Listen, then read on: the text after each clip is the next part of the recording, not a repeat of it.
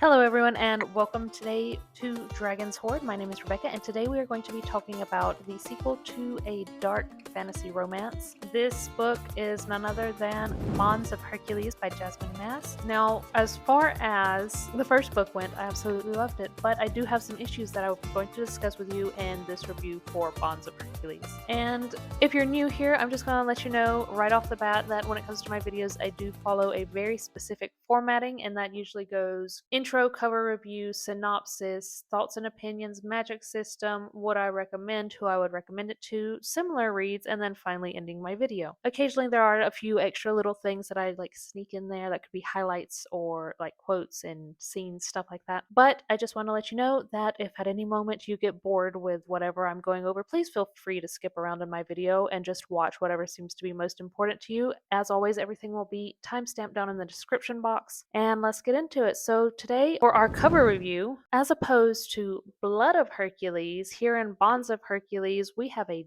dark cover. It plays more off of the dark aspect than what Blood of Hercules did. And here we are looking at how we compare both of them. So instead of a bright white background on Bonds of Hercules, we actually have a dark background and it is completely black. The title, of course, is centered and it is bold. It's still done in gold lettering, which I really love. The title itself has more visual weight than what it did when we were looking at Blood of Hercules. And it's what pulls you into the cover more than any other aspect on this cover for Bonds of Hercules. Below the title, we do still have the little silhouette. It's still female, it's still with a classic Greek war helmet. But this time, our silhouette is appearing to aim a bow instead of having a spear. And when I first saw it, I originally thought that we were going to see a little bit of Artemis in here because she was mentioned previously.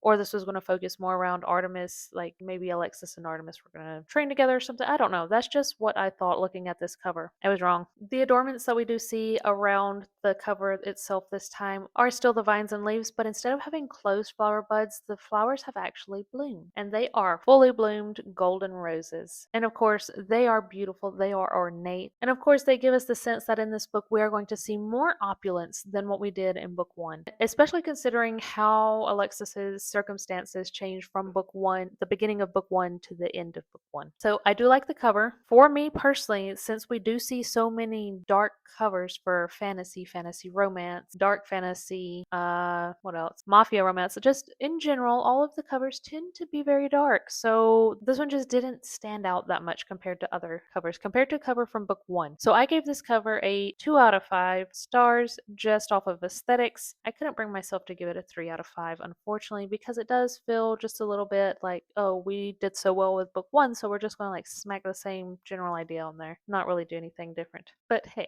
that's my opinion. And all right, and from here, let me tell you what book two is about in our synopsis. So, as I was saying, Bonds of Hercules is the sequel to the absolutely delicious Blood of Hercules. And Blood of Hercules itself touched on many heavy real world topics. It is, of course, set in a post apocalyptic world. We are following people who do have powers. And from the way book one ended, we do know a couple of things. And they're great, okay? So, from the way book one ended, we do know a couple of things. One, Alexis is a chthonic heir. I really hope I'm saying that right, but if I'm not, then you can reprimand me and I'll eventually learn how to read out loud. Two, Alexis is disgustingly powerful. Three, she has so much rage inside of her because she's always been taken advantage of. Those are the main things that I wanted to talk about, just in general concerning Alexis. Now, Bonds of Hercules, once again, is revolving around Alexis, her life, everything that's going on with her. But not only is it revolving around Alexis, but it is also revolving around her, not one, but two husbands. And they are also both chthonic heirs. So not only has Alexis survived the Crucible, survived everything that went on in book one, getting nearly murdered, her friend is nearly murdered in front of her, surviving starvation, surviving abuse from her foster parents, keeping her younger adoptive brother alive, all of those things. But now after all of that, you would think she would be able to have just an enjoyable life. No, the author couldn't do that for us. So now not only does Alexis have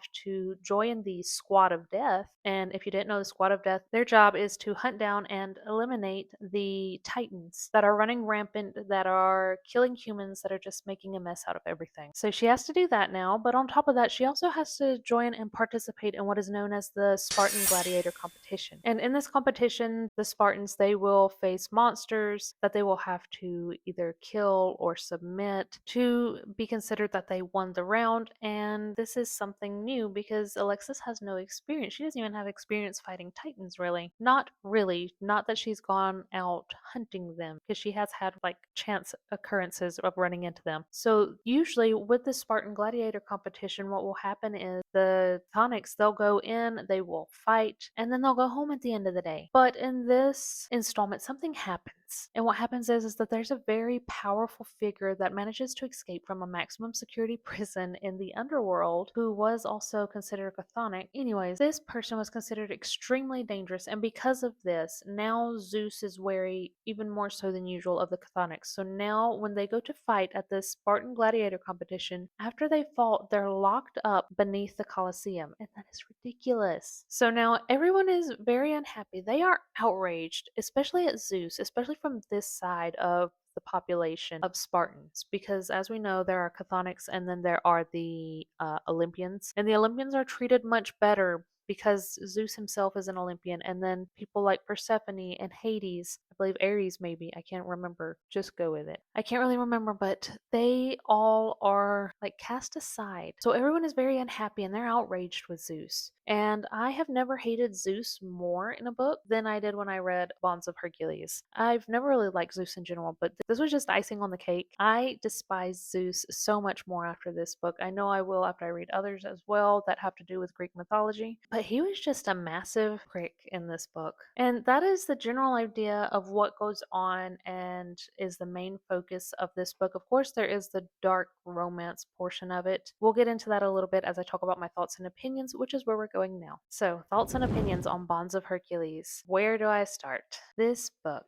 I expected so much from this book, and it did not deliver. Not how I was expecting it to. As I mentioned previously, I was expecting this book to be focused mainly on the female rage that we could see just bubbling inside of Alexis at the end of book one, but this book really let me down in that aspect. Honestly, so many things went downhill considering that, so we might jump around a little bit. I'm sorry. Starting off, we'll start off with Alexis, of course. So, like I said, in book one, Alexis was such a badass. She went through so much physically and mentally and emotionally. She managed to survive. She managed to keep her younger brother alive. And I assume if you're here, you've at least read book one, but if not, I will let you know here from here on out, there is the possibility of massive spoilers ahead.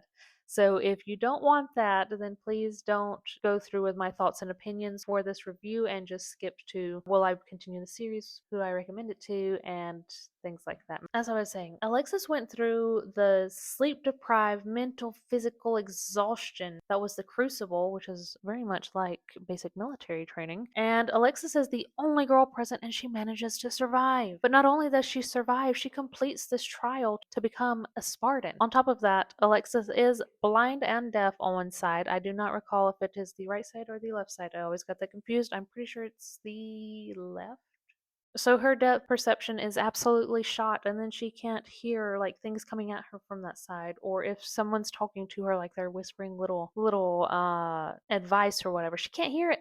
She never hears what they tell her. And on top of all that, sometimes because of the damage that was dealt when she went deaf, all she hears is an brain splitting ringing in her ear. God awful, negative 10 out of 10. Absolutely do not recommend. Alexa survived her abusive foster parents. She survived homelessness and near starvation, living in cardboard boxes with her younger brother during the winter and just all the time until she graduates high school. She knows Latin Sign Language. Now, I don't know if this is actually real or not, but it's a cool concept and I like that. She knows how to read, write, and speak Latin, and she went through the public school system. They did not teach her. She learned on her own because she is very smart. And then, unfortunately, Alexis was tricked into her betrothal to these two chthonic heirs, but that was because she didn't know the culture, and they took advantage of that. That really made me angry. That made me angry. That was a low trick. So now that we had all of this, and this is like the background that we have for Alexis, this sequel had so much potential, and it just fell flat. Like I said, I expected this to be a full-blown feminine rage arc for Alexis, and I was just so incredibly let down when it was not. Alexis got severely nuked. Like, they took away basically everything that made Alexis Alexis. I'm guessing you know, since she's married now to the two strongest chthonic heirs that are alive right now, then you know she falls underneath the patriarchy's rules. This makes me so irate because Alexis had so much potential, and then she gets married, and then it's just like, that's it. There are brief moments when you think Alexis is actually going to bounce back, but then it just never gets there. And there are moments when she's being headstrong and annoyed with men in general, but it doesn't go past that. She doesn't set firm boundaries, and now she bends so easily to the whims of her husbands and what they tell her she needs to do. And of course, this is supposed to be a dark fantasy romance. We had the perfect setup for a double enemies to lovers romance, and didn't hit. It was fuddled because the plot was mainly spice. And it was just like, I don't know, whiplash spice, I guess, because it's like she hates them and at the end of book one, but right after we get into book two, then they're already like enjoying each other's company or whatnot, or like the teasing and all that. And it's just like, no, you're supposed to hate each other still. There was very little actual tension in that area. And I hated that.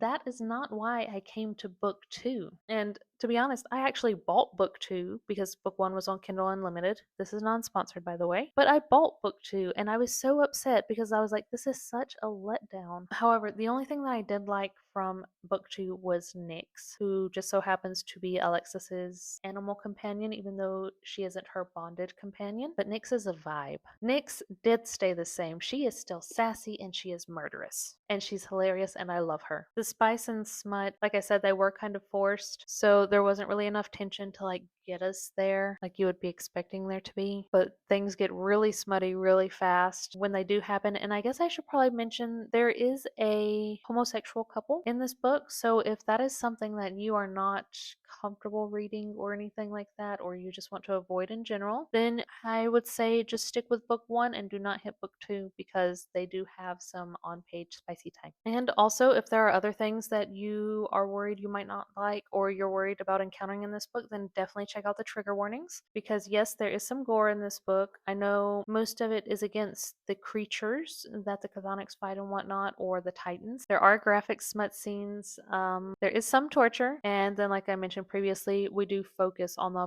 polygamous relationship between our FMC and two MMCs. And other than that, I think that pretty much sums up what I thought about Bonds of Hercules, that it could have done so much better. Oh, yes, my star rating. So as far as the star rating goes, I only gave Bonds of Hercules a 2 out of 5 stars just because of all these things that just let me down in general, and a 5 out of 5 chilies because it was very, very spicy. Very spicy. So now that we've got all of that out of the way, we are going to move on into the magic system a little bit. And the magic system itself, it continues to follow the same rules as in book one. It's based off of Greek mythology, and the only thing is that here the Spartans, they each have their own unique power which manifests whether they're chthonic or Olympians. And one of the ways that we differentiate between chthonics and Olympians is chthonics, their powers manifests in their chest. It feels like they're having a heart attack, so it's painful. Whereas Olympians, it manifests in their head and they feel euphoric. And of course, each Spartan, they have their own animal companion that they are bonded to. So not only do these animal companions keep them company, they're also supposed to be like protectors for our Spartans. They do have a ranking system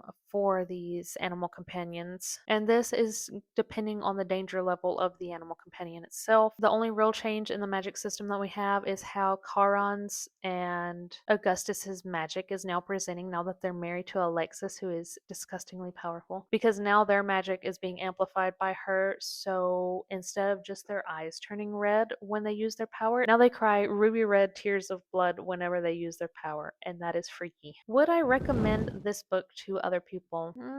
In reality, I would only recommend book one. I know, I mean, book two kind of, but only because sometimes you feel obligated to finish the series. So I would have been happy just leaving it at book one and not continuing on into book two because of what happened with Alexis and all of those things that we've already gone over. I had very high expectations and they were not met. So, book 1, yes, absolutely. I loved it. Book 2, not so much. It's to your own discretion. You've been warned. All right, finishing up. So, is there another book in the series, and will I be continuing the series considering everything that's happened? Officially, there's no announcement of there being a book 3. However, in community discussions, they are discussing the fact that there is a possibility for a third book and that it could possibly be called Forged by Malice. And that if this book does happen, then we probably won't be following Alexis and her husbands, but rather we'll be shifting our focus onto Petro and Achilles and their third person as they are accompanying her to the higher education institute where she will be studying. And of course, we'll probably still see Alexis in the background, but she won't be the main focus. She won't be the FMC anymore. But if it does come out, then I'll probably want to at least like finger through the pages just to get an idea. Will I maybe like this book? Will it also be a letdown like book 2 was? To decide whether or not I am willing to buy and read book 3. So that is that for now. So if I pick it up, it will be based off of vibes. Similar books to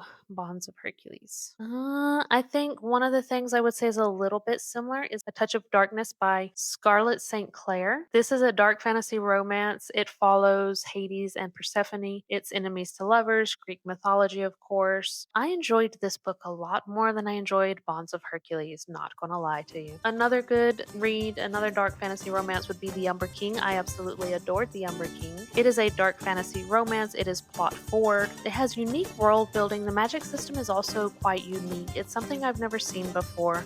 Our MMC does give Augustus vibes, but this book was one of my 5-star reads. Alright, and if you enjoyed listening to me talk about Bonds of Hercules, you have anything you would like to add, then please drop a comment down below. And if you want to be brought back in the future, then please hit that like and subscribe button down below. That way you will be brought back. And as always, thank you for being here. Until next time, bye.